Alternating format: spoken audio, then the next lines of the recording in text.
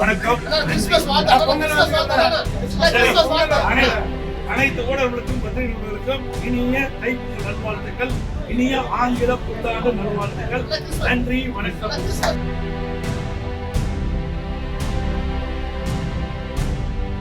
தமிழக வெற்றி கழகத்தினர் அவங்கள தூய சக்தின்னு சொல்லிக்கிறாங்க. அதற்கு தார்மீக உரிமை இருப்பதா நீங்க கருதுறீங்களா? அடுத்த கட்சி அபியாவுடைய கருத்தை சொல்றாங்க. அதோட அது தூய்மையா இல்லையா என்பது மக்கள் முடிவு செய்வாங்க.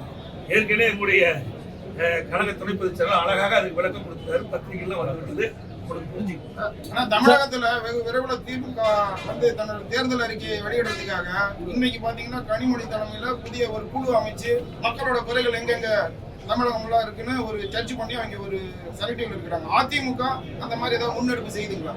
அதாவது ஏற்கனவே கடந்த முறை இப்படிதான் ஒரு நாடகத்தை அரங்கேற்றினாங்க. ஒரு குழு போட்டு ஊரா ஒவ்வொரு மாவட்டமா போய் மக்களை சந்திச்சு மக்களுடைய குறைகள் எல்லாம் நிவர்த்தி செய்வோம், ஆட்சிக்கு வந்து அது எங்களுடைய தேர்தல் அறிக்கை இடம்பெறும் சொல்லி 525 அறிவிப்புகளை வெளியிட்டாங்க. எத்தனை அறிவிப்புகளை நிறைவேற்றிருக்கிறாங்க? உதாரணத்துக்கு 100 நாள் வேலை திட்டம் 150 நாளா உயர்த்தணும் சொன்னாங்க. உயர்த்தினாங்களா?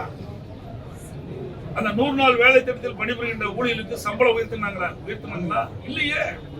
அதோட கல்விக்கடன் மாணவர்கள் தேசியமயமாக்கப்பட்ட வங்கியில் வாங்கிய கடன் தள்ளுபடி செஞ்சாங்களா? இல்லையே. அதோட மாதந்தோறும் கேஸ் 100 ரூபாய் மானியம் கொடுத்தாங்களா? இல்லையே. ரேஷன் கடையில் 1 கிலோ சர்க்கரைக்கு 2 கிலோ சர்க்கரை போடுறாங்க. செய்யலையே. டீசல் பெட்ரோலை குறைக்கிறாங்க. 3 ரூபா 5 ரூபா பெட்ரோலுக்கு 3 ரூபா குறைச்சாங்க. அதோட கொடுத்தாங்க. டீசல் குறைக்கலையே. இப்படி முக்கியமான பல திட்டங்கள் நிறைவேற்றவே இல்லை. சுமார் 525 அறிவிப்புகளை 4ல் 1 பாக அறிவிப்பு கூட இன்னும் இது வரைக்கும் நிறைவேற்ற. இப்படி மக்களை ஏமாற்றி கவர்ச்சிகரமாக அறிக்கை விட்டு வாக்குகளை பெற்ற பிறகு ஆட்சிக்கு வந்த பிறகு கொடுக்கப்பட்ட வாக்குறுதியை காட்டி பறக்கப்பட்ட ஒரே அரசாங்கம் திமுக. அது போலதான் இப்போ அதிமுக பொறுத்த வரைக்கும் கொடுக்கப்பட்ட வாக்குறுதி நிச்சயமா நாங்கள் நிறைவேற்றுவோம். விரைவில் அனைத்து இந்திய அண்ணா திராவிட முன்னேற்ற கழக தலைமை இந்த தேர்தல் அறிக்கை தயாரிக்கின்ற குழு பெயர்கள் அறிவிக்கப்படும். செவிலியர்கள் தொடர்ந்து போராட்டத்தில் ஈடுபட்டு இருக்காங்க. அவங்க போராட்டம் பண்ணிட்டு இருந்தா கொண்டு வந்து கிளாம்பாக்கத்தில் இருக்கிறது, அதே மாதிரி மறுபடியும் அவங்களை மண்டபத்தில் அடைக்கிறது, இப்படியே தொடர்ந்து ஈடுபட்டு இருக்காங்க. குறிப்பா தேர்தல் அறிக்கையில 10 ஆண்டுக்கு பணிபுரிகிற அனைத்து ஊழியர்களையும் பணி நிரந்தரம் பண்ணணும் தேர்தல் அறிக்கையில குறிப்பிட்டதா சொல்லிதான் அவங்க போராட்டம் பண்றாங்க. இன்னொரு நீதிமன்றம் கொடுத்த தீர்ப்பையும் எதிர்த்து மேல்முறையீடு போயிருக்காங்க. இதை எப்படி பாக்குறீங்க? ஏற்கனவே இவர்கள் வந்து தேர்தல் அறிக்கையில திராவிட முன்னேற்ற கழகம் ஆட்சிக்கு வந்தா அரசு காலிப்படங்கள் முழுவதும் நிரப்பப்படும். அரசு காலிப்படங்கள் 3 லட்சம் காலிப்படங்கள் இருப்பதாக சுட்டிக்காட்டினார். அரசு சார்ந்த காலிப்படங்கள் 2 லட்சம். ஆக மொத்தம் அரசாங்கத்தின் மூலமாக 5 லட்சம் காலிப்படங்கள் நிரப்பப்படும். இதுவரைக்கும் நிறைவேற்றிருக்காங்க. கடந்த சட்டமன்ற கூட்டத்தொடர்ல 50,000 அரசு காலிப்படங்கள் நிரப்பப்பட்டதாக அறிவிச்சிருக்காங்க. இதுவரைக்கும் இந்த 4 ஆண்டு காலத்துல 75,000 பேர் ஓய்வு பெற்றுட்டாங்க, பணி ஓய்வு பெற்றுட்டாங்க. அதுலயே 20,000 பாக்கி இருக்கு. கொடுக்கப்பட்ட வாக்குறுதி எதுவுமே நிறைவேற்றது கிடையாது. செவிலியர்களை பொறுத்த வரைக்கும் ஒப்பந்த அடிப்படையில் அவர் பணியில் நியமிக்கப்பட்டார். ஒரு குறிப்பிட்ட ஆண்டுகள் ஆனா அதை பணி நிரந்தரம் செய்வது எல்லா ஆட்சியிலும் இருக்கும். ஆனா இந்த அரசு வேண்டுமென்றே திட்டமிட்டு ஏற்கனவே கொடுக்கப்பட்ட வாக்குறுதி நிறைவேற்றாம அதை வாக்குகளுக்காக அறிவிப்பை கொடுத்து வாக்குகளை பெற்றாங்க. ஆட்சிக்கு வந்தாங்க. ஆட்சிக்கு வந்த போது கொடுக்கப்பட்ட வாக்குறுதி மறந்த அரசாங்கம் திமுக. 1 கோடி வாக்காளர் நீக்கப்பட்டிருந்தாங்க. 1 கோடி வாக்காளர் நீக்கலைங்க. தவறான செய்திகளை சொல்லிட்டாங்க. இது நீங்க பத்திரிகை கூட தவறான செய்தி வெளியிடக்கூடாது. இது யாருடைய ஆட்சி நடக்குது? திராவிட முன்னேற்ற கழக ஆட்சி. இந்த அரசாங்கம் யாருடைய கட்டுப்பாட்டில் இருக்குது? ஆட்சியாளர் கட்டுப்பாடு. மாவட்ட ஆட்சித்தலைவர்கள் யார் கட்டுப்பாட்டில் இருக்கிறாங்க? சொல்லுங்க, பேசவே மாட்டேங்க. ஆட்சியாளர் கட்டுப்பாடு.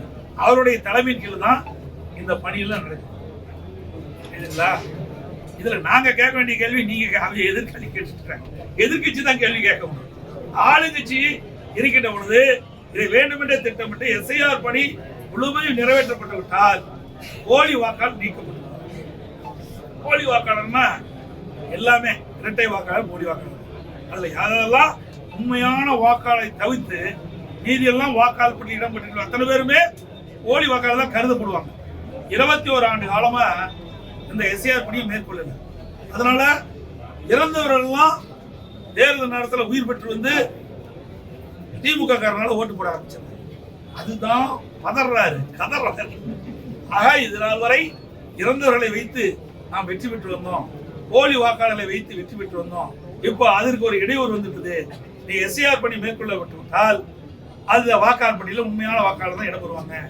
ஆக இறந்தவர்கள் இடம்பெற மாட்டாங்க, இரட்டை வாக்காளர் இடம்பெற மாட்டாங்க, வீடு மாறி குடியேறியவர்கள் இடம்பெற மாட்டாங்க. இப்படிப்பட்டவர்கள் தான் இன்றைய தினம் கணக்கெடுத்து இன்றைக்கு ஒரு பட்டியலை அறிவிச்சிருக்கிறாங்க. இப்போ கூட அதில் உண்மையான வாக்காளர் விடுபட்டு இருந்தா அதற்கு 1 மாத காலம் வாய்ப்பு கொடுத்துருக்காங்க. அவர்கள் குறிப்பிட்ட அந்த படிவத்தில் அவர்கள் பூர்த்தி செஞ்சு சம்பந்தப்பட்ட பூத்தினுடைய தேர்தல் அறிவிட்டு கொடுத்தா சேர்த்திக்குவாங்க. ஏற்கனவே அறிவிச்சுட்டாங்க, அவங்களுக்கு வாய்ப்பு கொடுக்குறாங்க, அதில் வாய்ப்பு மறுக்கல. வேண்டுமென்றே திட்டமிட்டு திராவிட முன்னேற்ற கழக தலைவர் இன்றைய முதலமைச்சர் எதை எதிர்க்க வேண்டும் என்ற நோக்கத்துல தான் பேசிட்டு இருக்கிற ஒழிய இதுல என்ன குறைபாடு இருக்குது? இது எல்லா கட்சிக்குமே பொதுவானது. உண்மைக்கு மாறாக இருக்கின்ற வாக்காளர் பட்டியலிருந்து விடுவிக்க வேண்டும் என்பதுதான் எங்களுடைய நோக்கம். உண்மையான வாக்காளர் தான் வாக்காளர் பட்டியல் இடம்பெற்று தேர்தல் நேரத்தில் வாக்களிக்க வேண்டும் என்பதை என்னுடைய நிலைப்பாடு. அதன் அடிப்படையில் இதை வரவேற்கிறோம். 2026 சட்டமன்ற வணக்கம். அனைத்து ஊடகங்களுக்கும் பத்திரிகைகளுக்கும் இனிய தைப்பொங்கல் நல்வாழ்த்துக்கள், இனிய ஆங்கில புத்தாண்டு நல்வாழ்த்துக்கள். நன்றி, வணக்கம். அனைத்து ஊடகங்களுக்கும் பத்திரிகைகளுக்கும் கிறிஸ்துமஸ் நல்வாழ்த்துக்கள். செய்திகளை உடனுக்குடன் தெரிந்து கொள்ள கீழ்கண்ட கேபிள் மற்றும் டிடிஎச் நெட்வொர்க்குகளில் எம்நாடு செய்தி தொலைக்காட்சியை காணுங்கள். பாதகம் செய்பவரை கண்டால் நாம் பயம் கொள்ளலாகாது பாப்பா. மோதி மிதித்துவிடு பாப்பா, அவர் முகத்தில் உமிழ்ந்துவிடு பாப்பா. அண்மை செய்திகளை உடனுக்குடன் தெரிந்து கொள்ள இணைந்திருங்கள் எம்நாடு தொலைக்காட்சியுடன்.